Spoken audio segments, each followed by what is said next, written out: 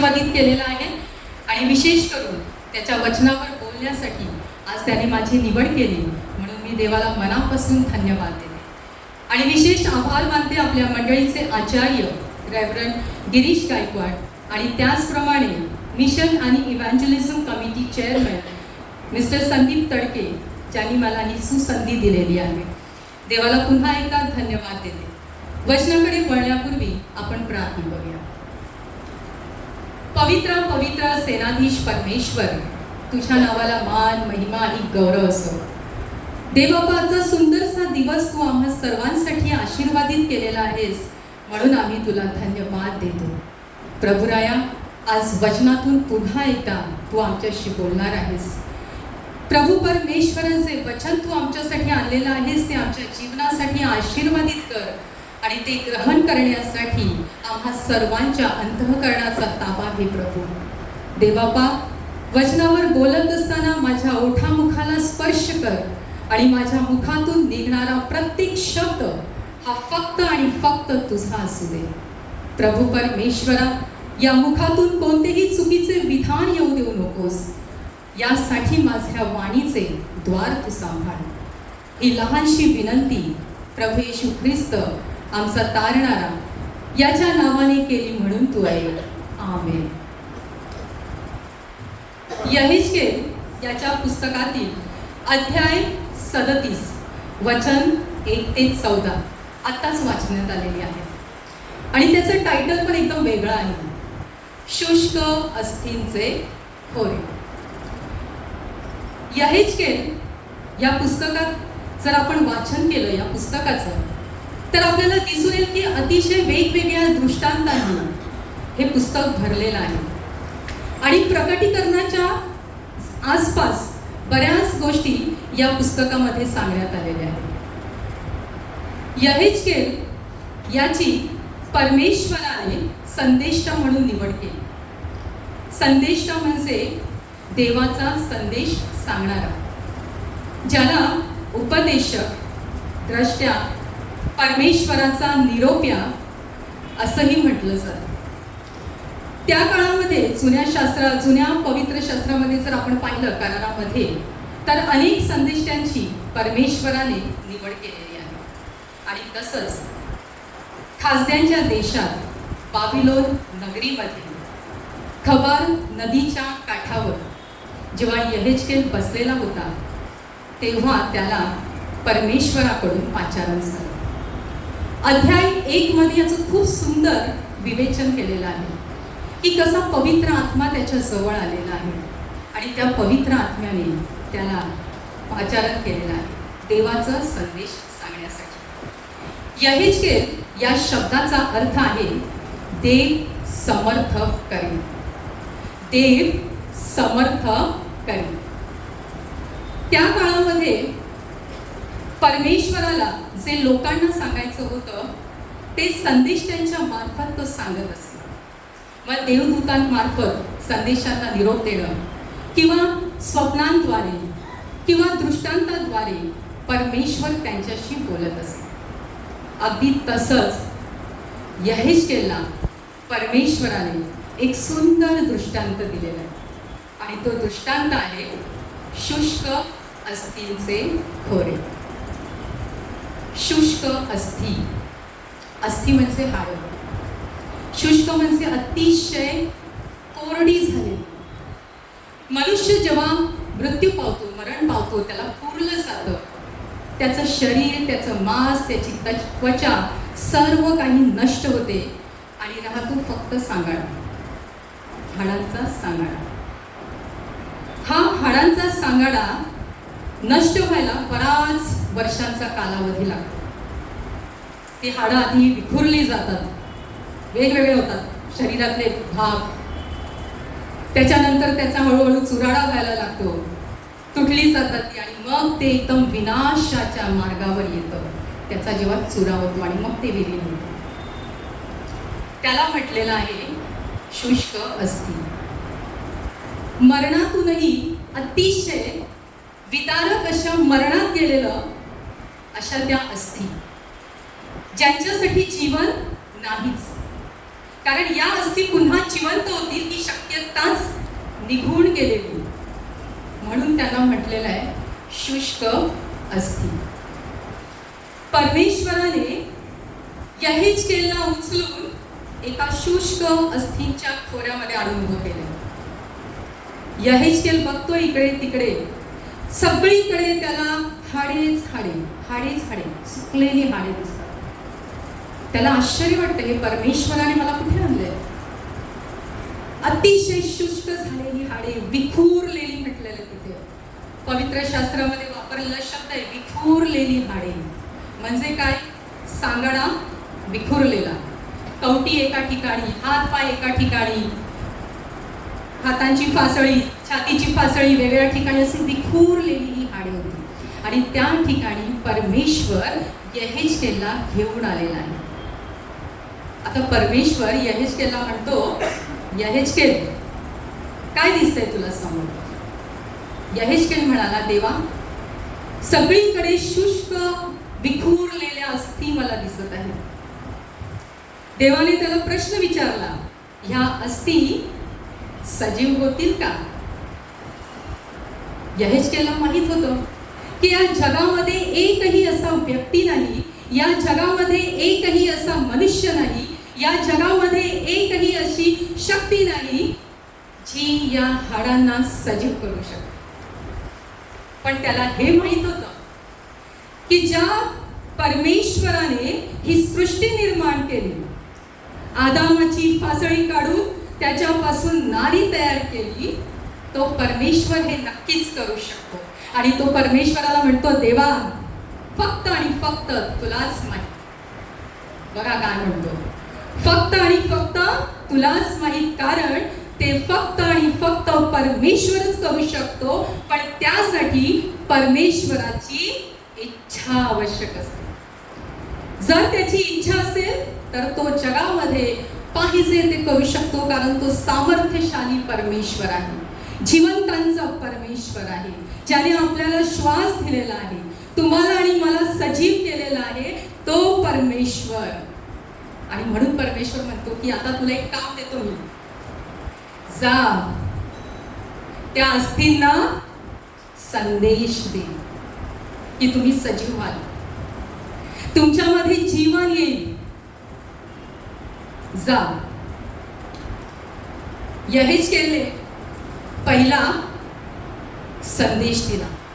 पहा पुढे पुढे कसं हे घडत चाललंय कथानक, हा दृष्टांत. यहेजकेल त्या शुष्क अस्थींसमोर उभा राहिला आणि त्याने परमेश्वराचा संदेश दिला, हे शुष्क अस्थींनो, परमेश्वर म्हणतो तुम्ही सजीव व्हाल. आणि काय घडलं? पहा बरं काय घडलं. अस्थींना अस्थी जुळल्या, विखुरलेल्या ज्या अस्थी होत्या त्या सगळ्या जुळल्या आणि मनुष्याचा सांगाडा तयार झाला. नंबर 1, त्याला त्वचेने आच्छादलं, त्याच्यावर मांस आलं, असंच लिहिलं ना. पण त्याच्यात काय मात्र नव्हता? श्वास. एक मनुष्याचा सांगाडा तयार झाला होता फक्त एका संदेशाने. एका संदेशाने त्यांनी परमेश्वराची आज्ञा ऐकली, शुष्क अस्थींना संदेश दिला आणि काय मोठा चमत्कार झाला. सगळ्या अस्थीला अस्थी जुळल्या, त्याला त्वचा आली, मांस आलं, काय सुंदर. मग आता परमेश्वर त्याला म्हणतो, ऐक आता दुसरा संदेश दे. पण तो अस्थींना नाही बरं का, कान देऊ नाही का. कोणाला संदेश द्यायला सांगितला? हा, वाऱ्याला. वारा म्हणजे पवित्र आत्मा. वाऱ्याला संदेश द्यायला सांगितला आणि त्याने वाऱ्याला संदेश दिला, या शुष्क अस्थींना सजीव कर. जोरदार वारा वाहायला लागला, चहू दिशांनी वारा आला आणि एक मोठा भूकंप झाला आणि त्या अस्थींमध्ये काय आलेलं दिसतंय? श्वास. त्या सजीव झाल्या, सजीव. परमेश्वराचं वचन जे सजीव आहे, जे सक्रिय आहे, तिथे परमेश्वराचं वचन सजीव झालं, देवाने दिलेला शब्द सजीव झाला, सर्व अस्थींना अस्थी जुळल्या, मनुष्याचा सांगडा तयार झाला, त्याला श्वास आला आणि एक मोठं सैन्य उभं राहिलं. एक मोठं सैन्य उभं राहिलं आणि ते सैन्य होतं इस्रायल राष्ट्र. प्रियांनो, या ठिकाणी परमेश्वराने हा जो दृष्टांत दिलेला आहे यातलं शुष्क अस्थी म्हणजे इस्रायल राष्ट्र. इस्रायल राष्ट्र 430 वर्षाच्या गुलामगिरीतून ज्या इस्रायल राष्ट्राला परमेश्वराने मुक्त केलं, बाहेर आणलं, आज ते इस्रायल राष्ट्राला परमेश्वर म्हणतो या शुष्क अस्थी आहे. का असं म्हटलं असेल? कारण त्याचं कारण असं आहे, दुसरे राजे त्याचा 17वा अध्याय आणि 16 ते 19 वचन मी तुमच्या समोर वाचतो. त्यांनी आपला देव परमेश्वर, ऐका लक्ष देऊन, कान देऊन ऐका, त्यांनी आपला देव परमेश्वर ह्याच्या सर्व आज्ञा सोडून देऊन वासरांच्या 2 मूर्ती तयार केल्या. त्यांनी अशेरा मूर्ती तयार केली, सर्व नक्षत्र गणांची पूजा केली आणि बाल मूर्तीची स्थापना केली. बघा काय काय केलं इस्रायल राष्ट्राने. पुढे म्हटलेलं आहे, त्यांनी आपले पुत्र व कन्या ह्यांचे अग्नी होम करून त्यांचे अर्पण केले.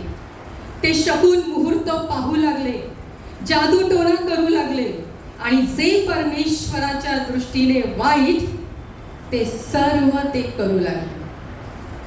ज्या परमेश्वराने त्यांना गुलामगिरीतून बाहेर काढलं, ज्या परमेश्वराने त्यांना स्वर्गीय मानना दिला, ज्या परमेश्वराने त्यांना कनानसारखा दुधामधाचा प्रवाह असलेला संपन्न आणि सुंदर असा देश दिला, ज्या परमेश्वराने त्यांना राजा हवा होता राजा दिला, त्यांच्या सर्व मागण्या पूर्ण केल्या, आज तेच इस्रायल राष्ट्र परमेश्वराच्या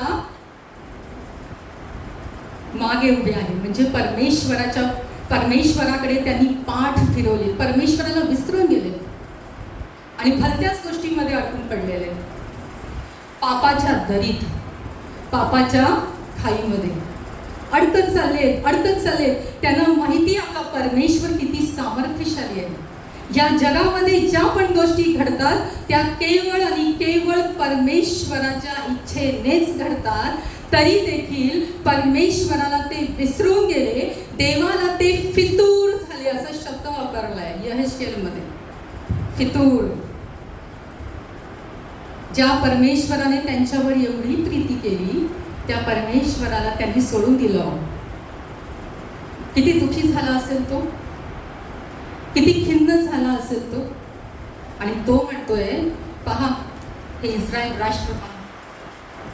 त्यावेळेस दुसरे राजे जो आपण आता अध्याय वाचलेला आहे, परमेश्वराला इस्रायल खूप क्रोध आला, इस्रायल राष्ट्राचा प्रचंड संताप आला आणि परमेश्वराने त्यांचा त्याग केला. या इस्रायल राष्ट्राचे 2 भाग झाले. यहुदा आणि बर्यामी हे वंश असलेलं यहुदा राष्ट्र आणि उरलेल्या वंशाचं इस्रायल राष्ट्र तयार झालं. 2 भाग.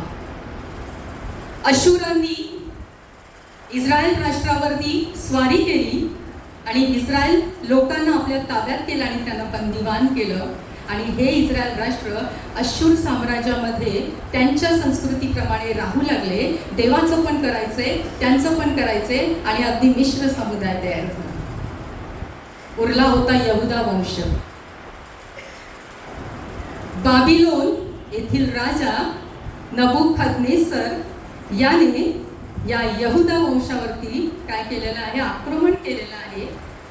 दुसरे राजे याचा 25वा अध्याय, याच्यामध्ये आपल्याला याचं सगळं विवेचन मिळेल. आणि त्यांना बंदी करून बाबिलोनमध्ये खास त्यांच्या देशात नेले. आणि त्या बंदिवान यहुदा राष्ट्रामध्ये 2 व्यक्ती होते. एक होता दानिएल आणि दुसरा होता यहेजकेल. एक होता दानिएल, दुसरा होता यहेजकेल. काही कंगाल अतिशय गरीब लोक त्या इस्रायल राष्ट्रामध्ये अजूनही शिल्लक होते. पण नबुकदनेस्सर राजाला घाबरून ते मिस्राला निघून गेले. म्हणजे पहा, ते विखुरले गेले इस्रायल राष्ट्र. अर्धा भाग कुठे गेला? अश्शूर साम्राज्य. अर्धा भाग बाबिलोन नगरीमध्ये आणि उरलेले मिसर देशात. आणि म्हणून या अस्थी कशा आहेत? विखुरलेल्या, पसरलेल्या आहेत. आणि त्यांना परमेश्वर म्हणतोय, जसं इस्रायल राष्ट्र पुन्हा उभं राहिलं, त्यांना सजीव केलं, तर हे इस्रायल राष्ट्र जे माझ्यापासून दूर गेलेले आहेत, ज्यांनी माझ्या वचनाकडे पाठ फिरवलेली आहे, ज्यांनी माझ्या आज्ञा पाळण्याचं सोडून दिलेलं आहे आणि भलत्याच देवदेवतांच्या नादी ते लागलेले आहेत, ज्यांनी प्रत्येक प्रकारचं कुकर्म केलेलं आहे, ते आज शुष्क अस्थींप्रमाणे आहेत, विखुरलेले आणि अगदी मृत्यूच्या ही पलीकडे गेले. पण परमेश्वराने काय केलंय? त्यांना जिवंत केलेलं आहे, सजीव केलेलं आहे. गवत सुकते, फूल गळते, पण देवाचे वचन काय? सर्व काळ स्थिर राहते. देवाचे वचन भस्म करणारा अग्नी, भुगा भुगा करणारा हातोडा, जीवन देणारी शक्ती, तारण देणारे सामर्थ्य, बचाव करणारी शस्त्र सामुग्री, भेदून टाकणारे शस्त्र, आत्म्यासाठी गोड आणि रुचकर अन्न, देवाचं वचन. आणि त्या देवाच्या वचनाने काय केलेलं आहे? त्यांना सजीव केलं. आता हा एक दृष्टांत दिलेला आहे. यहेजकेलला परमेश्वराने एक आज्ञा दिली होती त्यांना सजीव होण्यासाठी. काय आज्ञा होती? काय आज्ञा दिली होती? काय केलं होतं यहेजकेलने? शुष्क अस्थींबरोबर, वाऱ्याबरोबर त्यांना संदेश दिला. आणि आत्ताच मी सांगितलं देवाचं वचन कसं आहे. कसं आहे देवाचं वचन? सगळ्यांनी वाचा जोरात, एका आवाजामध्ये. भस्म करणारा अग्नी, भुगा भुगा करणारा हातोडा, जीवन देणारी शक्ती, तारण देणारे सामर्थ्य, बचाव करणारी शस्त्र सामग्री, भेदून टाकणारे शस्त्र आणि आत्म्यासाठी गोड आणि रुचकर अन्न. हे वचन जे स्वर्गात सर्व काळ स्थिर आहे ते त्या लोकांना सांग. आणि म्हणून या यहेजकेलची निवड करण्यात आली. आता एक महत्त्वाची गोष्ट मी सांगू इच्छिते. परमेश्वराने यहेजकेलला निवडलं. आणि हा यहेजकेल कुठे राहत होता? बाबिलोन नगरीमध्ये, म्हणजे परराष्ट्रामध्ये, बंदिवान अवस्थेत. तो बंदिवान होता, पण तिथे ते त्यांचं जीवन जगू शकत होते, परंतु त्या राष्ट्राच्या इच्छेप्रमाणे. आणि त्याच तिथे परमेश्वराने यहेजकेलला संदेष्टा म्हणून निवडले. बंदिवान झाल्यानंतर जे 5वं वर्ष होतं, त्या 5व्या वर्षी यहेजकेलची संदेष्टा म्हणून परमेश्वराने निवड केली. आणि परमेश्वराने सांगितलं की जा, तुझ्या लोकांना, तुझ्या बांधवांना काय कर? संदेश दे. कारण ते आता इथे बंदिवासात आहेत. त्यांची जगण्याची आशा नष्ट झालेली आहे. परमेश्वराच्या वचनापासून ते दूर गेलेले आहेत. त्याच्याच बांधवांना संदेश देण्यासाठी यहेजकेलची निवड करण्यात आली होती. पहा, परराष्ट्रामध्ये त्याच्याच लोकांना, त्याच्याच घरच्यांना संदेश देण्यासाठी परमेश्वराने यहेजकेलची निवड केली होती. मला असं म्हणता येईल का यहेजकेल हा त्याच्या घरचा सुवार्तिक होता? हो की नाही? तो त्याच्याच लोकांसाठी काम करत होता. जुन्या करारामध्ये जेवढे पण संदेश ते दिलेले आहेत, जेवढ्या पण संदेश त्यांची परमेश्वराने निवड केलेली आहे, ती सर्व त्यांच्याच लोकांना, त्यांच्याच बांधवांना, त्यांच्याच घरच्यांना संदेश सांगण्यासाठी. यहेजकेल घरचा सुवार्तिक.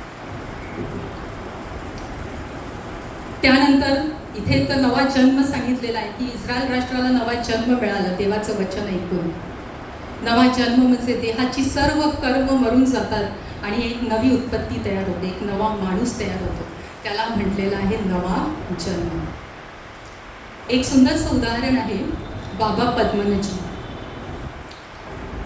बाबा पद्मनजी हे हिंदू कासार घराण्यातील होते आणि त्यांचं घराणं अगदी 96 कुळी ब्राह्मण यासारखंच त्यांचं राहणीमान होतं. ख्रिस्ताचा ते प्रचंड विरोध करायचे. त्यांना पटत नव्हतं कारण बाहेरून त्यांनी बऱ्याच चुकीच्या गोष्टी ऐकल्या होत्या आणि म्हणून ते ख्रिस्ताचा विरोध करायचे. याच बाबा पद्मनजींनी एका मिशन कॉलेजमध्ये ॲडमिशन घेतलं. आता देवाची योजना आहे. एका मिशनरी कॉलेजमध्ये त्यांचं ॲडमिशन झालं आणि तिथे सतत कानावरती देवाचं वचन येऊ लागलं. जसं जसं ते वचन यायला लागलं त्यांना प्रचंड राग यायला लागला की हे काय,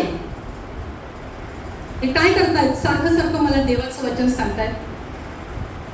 आणि ते सारखं त्याचा धिक्कार करायचे, बोलून दाखवायचं उघडपणे. मग ते मिशनरी कॉलेज सोडून आपल्या घरी गेले.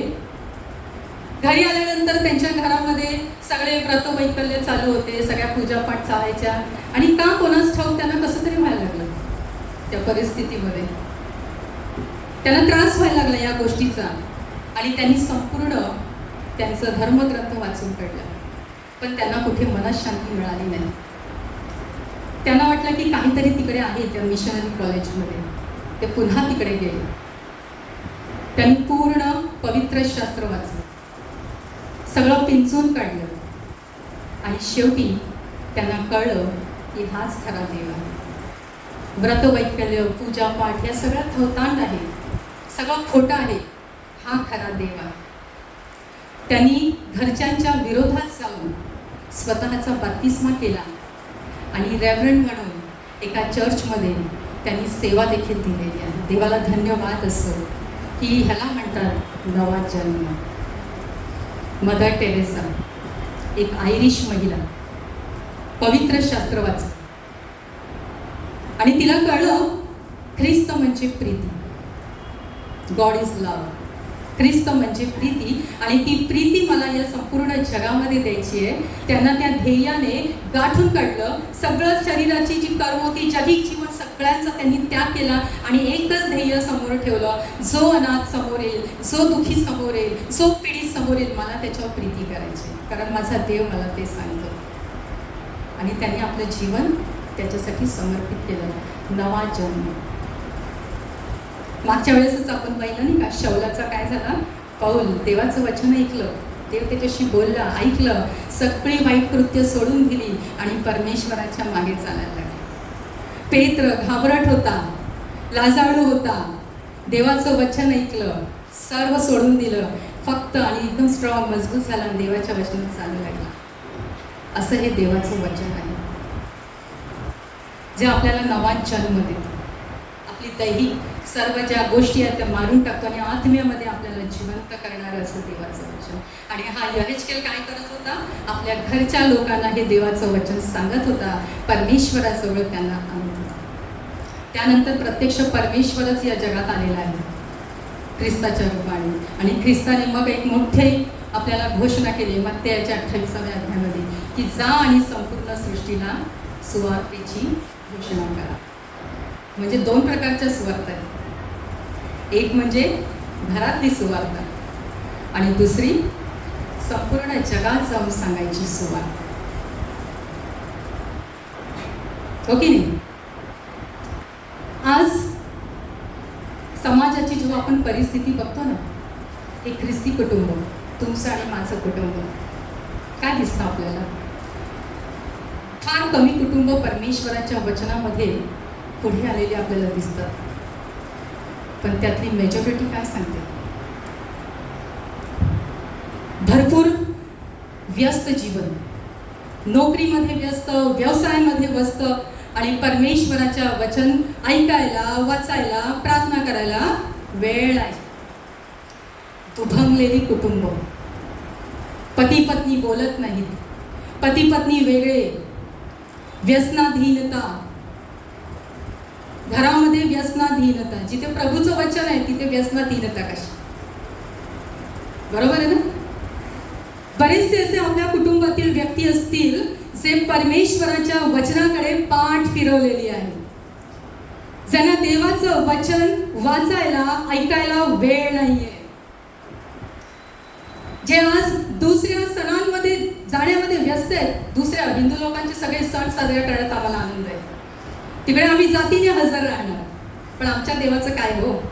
ज्या देवाने आम्हाला प्रभू येशू ख्रिस्त दिला, आमच्यावर एवढी प्रीती केली, या प्रभू येशू ख्रिस्ताने वधस्तंभावरचं मरण पत्करलं, त्यांची आम्हाला आठवण येते का त्या सणात जाताना?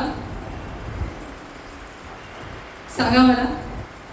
हे जे कुटुंब आहेत ना, अशांत आहेत, दुखी आहेत, माता पित्यांच्या डोळ्यामध्ये अश्रू आहेत, लेकरं दूर गेलेली आहेत, एकटे जीवन जगत आहेत, अशी दुभंगलेली, व्यसनाधीनतेच्या आहारी गेलेली, चार दिशेला चार जणांची तोंड असलेली असं हे कुटुंब कशाप्रमाणे आहे? शुष्क अस्ती, शुष्क अस्ती. आज परत एकदा आपल्याला विचार करायची गरज आहे या गोष्टीची, कारण आपण घरातला प्रत्येक व्यक्ती त्याच्या कुटुंबाचा सुवार्तिक आहे. देवाचं वचन किती पॉवरफुल आहे नाही?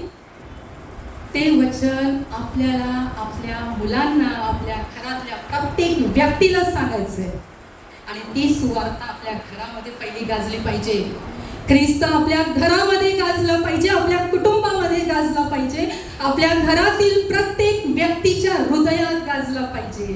तर ते कुटुंब काय होणार आहे? नवा जन्म, जे ख्रिस्ताला हवस असणार, ख्रिस्ताला आवडणारं असं कुटुंब असणार आहे. आणि त्यांना परमेश्वराचं अभिवचन आहे की घाबरू नका, तुम्ही तुमच्या घरात अशांती आहे, घाबरू नका. व्यसनाधीनतेकडे वळलेली तुमचे लेकरं आहेत, घाबरू नका. मी परमेश्वर आहे, सामर्थ्यशाली परमेश्वर. आणि त्यांना वचन देतोय की 12वं वचन बघा, मी तुमच्या कबरा उघडीन, तुम्हाला आपल्या कबरातून बाहेर काढून इस्रायल देशात आणीन. इस्रायल देश आमचा स्वर्ग, तिथे परमेश्वर आपल्याला घेऊन जाणार आहे. आपल्या कबरा उघडून, म्हणजे तुमची सर्व पाप कर्म ज्या तुम्ही बंदिस्त आहेत ते मी उघडून टाकेन, ते मी नष्ट करेन आणि तुम्हाला तिथे घेऊन जाईल. पण काय करा? माझं वचन तिथे सांगा, तुमच्या मुलांना सांगा, तुमच्या पत्नीला सांगा, सासू सासरे, आजी आजोबा, काका मामी, जे तुमचे नातेवाईक आहेत ते तुमचं कुटुंब आहे, तुम्ही पाहताय ना, सांगा त्यांना. आणि म्हणून प्रियांनो, आपण सगळे आपल्या घरचे सुवार्तिक आहोत. देवाचं वचन ही खूप सुंदर आहे, सामर्थ्यशाली आहे, जीवन देणारं आहे. मत्ते 4:4 मध्ये म्हणते, मनुष्य केवळ भाकरीने नव्हे तर परमेश्वराच्या मुखातून निघणाऱ्या प्रत्येक वचनाने जगेल. हो की नाही? रोज घरात प्रार्थना झाली पाहिजे. एक सुंदर उदाहरण होतं, उशीर झालेला आहे, सुसान्ना वेस्ली यांचं. सगळ्यांनाच माहिती आहे, मी काही वेगळं सांगणार नाहीये. पण ती महिला, तिला 19 मुलं होती, त्यातले 8 मुलं जिवंत राहिली आणि 2 तास त्यांच्या घराचा नियम होता, शिस्त होती. 2 तास बसायचं पवित्र शास्त्र घेऊन. ती त्यांना वचन सांगायची, देवाचं प्रार्थना करायची. आणि काय चमत्कार घडला? त्याच सुसान्ना वेस्ली यांच्या घरातून 2 सुवार्तिक जन्माला आले, नाही का? हालेलुया, देवाला धन्यवाद असतं. मग सुसान्ना वेस्ली कोण आहे? तुम्ही आणि मी. पित्यांनो, तुम्ही पण आहात सुवार्तिक. हे फक्त एका स्त्रीचं, आईचं काम नाही आहे, आजी याचं काम नाही आहे, आजोबा, वडील, भाऊ, सगळ्यांचं, प्रत्येकाचं ते काम आहे. आपल्या तरुणांनी संदेश दिले पाहिजेत, स्तोत्र वाचली पाहिजे, पवित्र शास्त्र वाचलं पाहिजे आणि देवाचं वचन आपल्या अंतर्मनामध्ये गाजलं पाहिजे. आणि तरच एक नवा जन्म असलेलं सुंदर असं कुटुंब आपल्या नजरेस येणार आहे. आताच सुंदर गीत महिला मंडळाने गायलंय ना, माझं कुटुंब, माझं घर सुवार्तेचं केंद्र झालं पाहिजे, तारणाचं केंद्र प्रभूचं मन. तर आपण त्यासाठी प्रार्थनेत राहूया, देवाला धन्यवाद देऊया की हे सुंदर वचन त्याने आम्हाला दिलेलं आहे. आणि होय प्रभू परमेश्वरा, जर आमच्या घरामध्ये रोज प्रार्थना होत नसतील तर आजपासून आम्ही रोज प्रार्थना करणार आहोत. आमच्या कुटुंबातील प्रत्येक व्यक्तीला एकत्र घेऊन बसणार आहोत. देवाचं वचन त्यांना सांगणार आहोत, थोडकं मोडकं का असेना सांगा, कारण पहिला संदेश जाईल, देवाचं वचन जाईल आणि मग आपोआप पवित्र आत्मा कार्य करेल. आणि त्या पवित्र आत्म्याला बोलवा, कार्य करा आणि सुवार्ता गाजवा. आपण प्रार्थना करूया. पवित्र पवित्र सेनाधीश परमेश्वर, तुझ्या नावाला मान महिमा आणि गौरव असो. देवाबा, हे सुंदरसं वचन तू आज आम्हाला दिलेलं आहेस प्रभू, आम्ही तुला धन्यवाद देतो प्रभू. होय प्रभू परमेश्वरा, तुझं वचन सर्व काळ स्थिर आहे प्रभू. तुझ्या वचनाने आम्हाला जीवन मिळणार आहे, आम्ही जिवंत होणार आहोत, आम्हाला नवीन जन्म मिळणार आहे प्रभू. आणि होय प्रभू, या वचनाची सुवार्ता आम्ही आमच्या घरामध्ये गाजवणार आहोत. आमच्या घरातला प्रत्येक व्यक्ती तुझ्या वचनामध्ये वाढणार आहे प्रभू. तू फक्त त्यांच्या अंतरात्म्याचा ताबा घे प्रभू, आणि हे कार्य पुढे चालवण्यासाठी तू आम्हाला सहाय्य कर, मदत कर प्रभू. आणि तुझ्या पवित्र आत्म्याद्वारे आम्हाला मार्गदर्शन कर. हे सुंदरसं वचन तू आम्हाला दिलंस, पुन्हा एक वार आम्ही तुला धन्यवाद देतो. धन्य तारक आमचा प्रभू येशू ख्रिस्त याच्या नावाने लहानशी विनंती सादर केली म्हणून तू आहे. आमेन.